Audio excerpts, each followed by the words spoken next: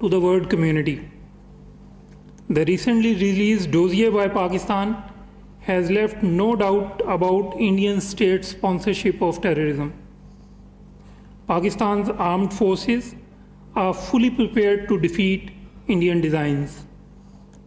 Any miscalculation will result in global embarrassment for India as it faced in the year 2019.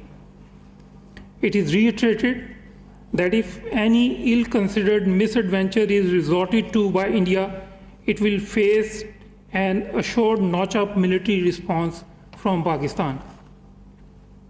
Such a scenario will, however, seriously destabilize the region with catastrophic consequences. This has also been shared with important world capitals. Any military conflict between Pakistan and India will also seriously undermine the peace prospects in Afghanistan, for which the entire responsibility will rest with India. Pakistan urges the international community to advise India against any irresponsible act and to desist from any action that would jeopardize regional peace and stability. We also want the Indian political and military leadership to know that their mindset and sinister designs are well known to us. Our valiant armed forces stand ready to respond forcefully and effectively. In the interest of regional peace and stability, India would be well advised to desist from any misadventure. Separately, Pakistan strongly condemns the continuing ceasefire violations by India in clear violation of international law, the 2003 ceasefire understanding, and against all established humanitarian norms and professional military conduct. This morning, at around 10:45 hours, Indian occupation forces in Indian illegally occupied Jammu and Kashmir resorted to unprovoked firing in Chirikot sector of the line of control. The Indian troops specifically targeted a United Nations vehicle carrying 2 officers of the United Nations Military Observer Group in India and Pakistan. The officers were on their way to Polas village to meet with the victims of the Indian ceasefire violations. The UN vehicle was damaged. Fortunately, the officers were not injured. The officers were immediately evacuated by Pakistan Army and brought back to the Unmogib field station in Rawalakot. The reprehensible act of unprovoked firing by India on the Unmogib officers is indicative of a new low in the conduct of Indian occupation troops.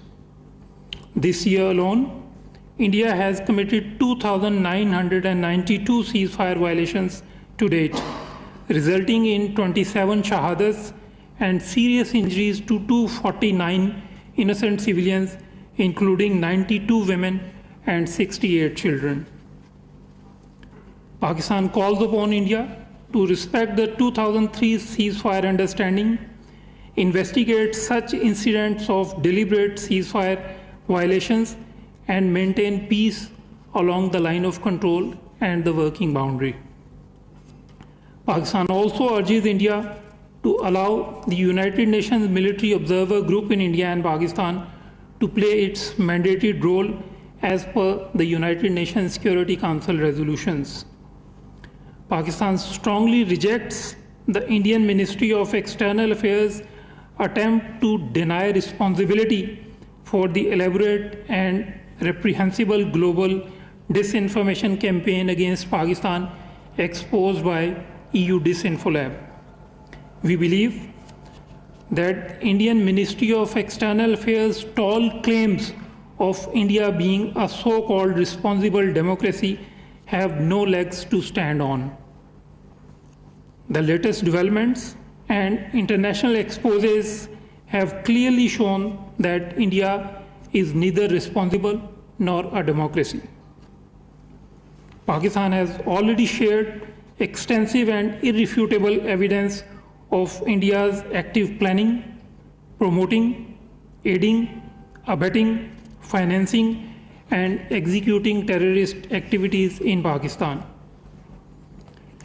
The report by EU Disinfolab further corroborates our long-standing position that India's incurable obsession with Pakistan and its unrelenting smear campaign against Pakistan. We urge the UN human rights machinery, particularly the UN Human Rights Council, to take a serious look as to how a prestigious platform such as HRC could be misused in such a manner against a member state. The relevant authorities in Switzerland and Belgium must investigate the finances and transparency of relevant NGOs registered within their respective jurisdictions. We also reiterate our call that the EU authorities take full cognizance of this massive disinformation campaign against Pakistan and initiate steps to hold accountable those who misuse their procedures and abuse the European institutions. Separately, Prime Minister Imran Khan had a telephone call with President of Afghanistan Ashraf Ghani to discuss progress in the ongoing Afghan peace process and strengthening of bilateral relations. The Prime Minister underlined that Pakistan's outreach to all Afghan stakeholders was part of its facilitative efforts to ensure progress towards an inclusive, broad-based, and comprehensive political settlement. The Prime Minister reiterated Pakistan's call to all Afghan sides to take measures for reduction in violence leading to a ceasefire. Earlier, a delegation of the Taliban Political Commission led by Mullah Abdul Ghani Baradar arrived in Islamabad on 16th of December. During the visit, the delegation met with the Foreign Minister and also called on the Prime Minister of Pakistan.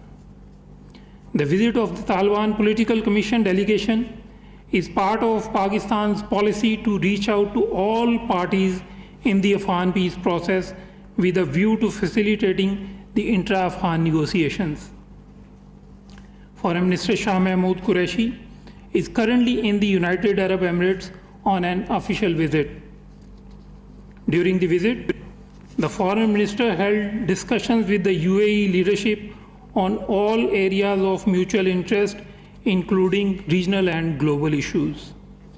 The Foreign Minister also met with the Pakistani diaspora. In his meeting with the Vice President and Prime Minister of the United Arab Emirates, His Highness Sheikh Mohammed bin Rashid Al Maktoum, and his Emirati counterpart, His Highness Sheikh Abdullah bin Zayed Al Nahyan, the Foreign Minister discussed ways to further strengthen cooperation between the two brotherly countries. The Foreign Minister also discussed matters pertaining to the welfare of Pakistani community living in the United Arab Emirates.